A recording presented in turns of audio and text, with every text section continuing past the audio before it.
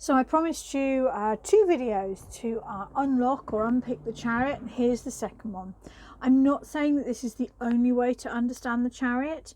Tarot reading is an art. There are so many different ways to read the cards, whether you focus on the numerology or the astrology or the Kabbalah or the occult, whether you focus on the imagery and the symbolism or the psychology.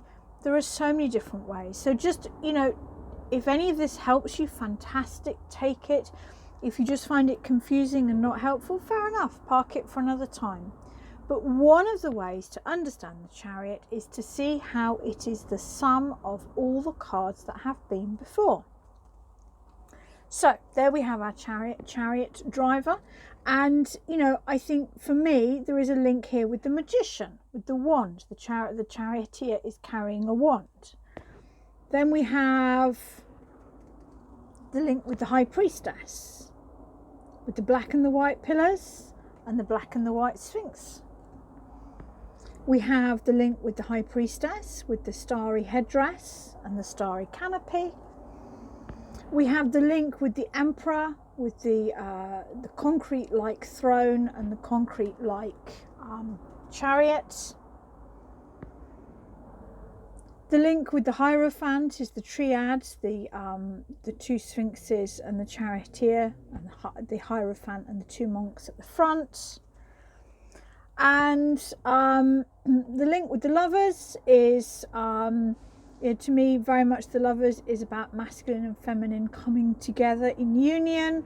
And we have this imagery down here. If you want to get out the Two of Cups in the Rider-Waite deck as well, that is the joining of masculine and feminine with the orgasmic energy released, if you like, in the winged figure, which we also see in the Two of Cups. So how can that help you to understand the chariot? Well, one of the ways of looking at the major arcana is this concept of the fool's journey, or the journey that we all have through life. And so to me, the magician is very much the seed of the idea, the potential. Okay, I see this very much as you have everything you need to achieve success, but success hasn't actually been achieved yet. The pregnant pause, if you like. And one way of thinking of that is like an acorn. It has everything it needs within itself. It just hasn't grown into the tree yet. And here is, the four suits of the tarot, all the tools that you would need.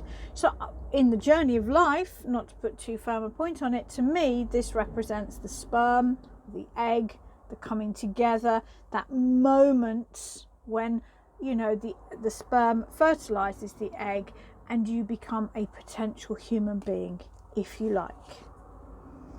So to me, the high priestess is the baby growing in the womb. I connect with this within the womb because of the links with Persephone, with the pomegranates growing on the back here, goddess of the underworld, and also with the black and the white. I link that to Hel, the Norse goddess who guards the unborn souls. So this is very much in the womb, the baby growing, the potential.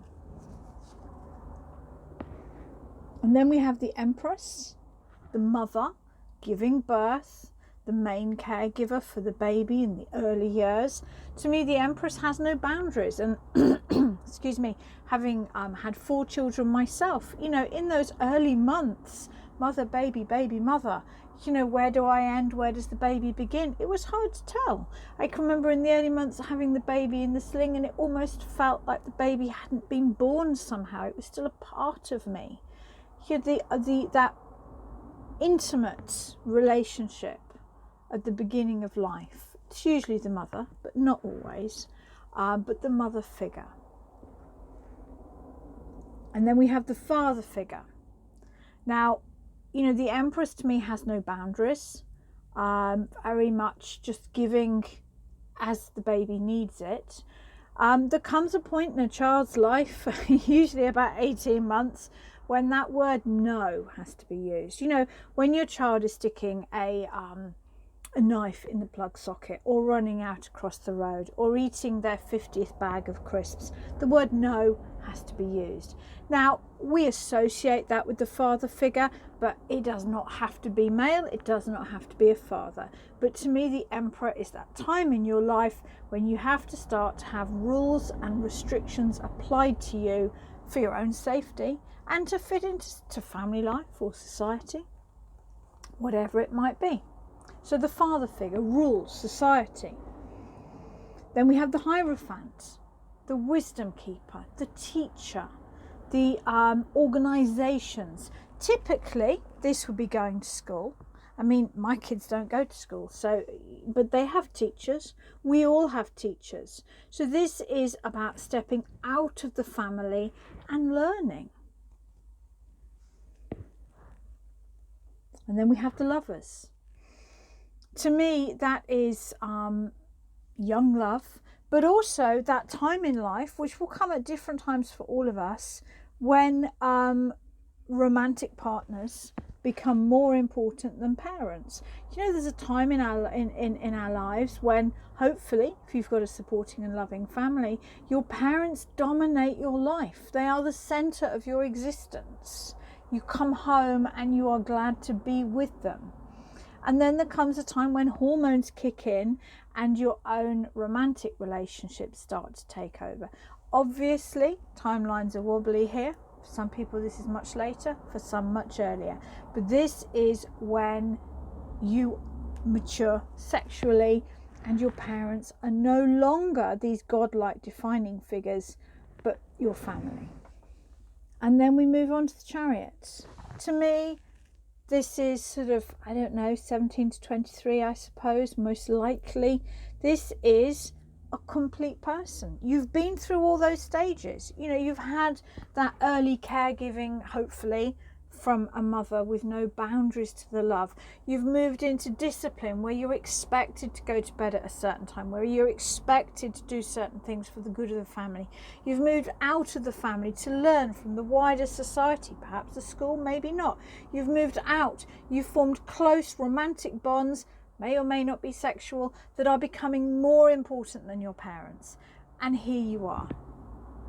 Probably a pretty big ego. I mean, let's be honest.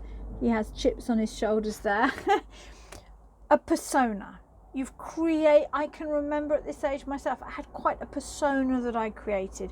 There is so much further to go. I think at 20, a lot of people really feel that they know who they are, they know what they want. And the next 10, 20, 30, 40 years is unpicking that and really delving deep. But that is just another way to look at the Chariot.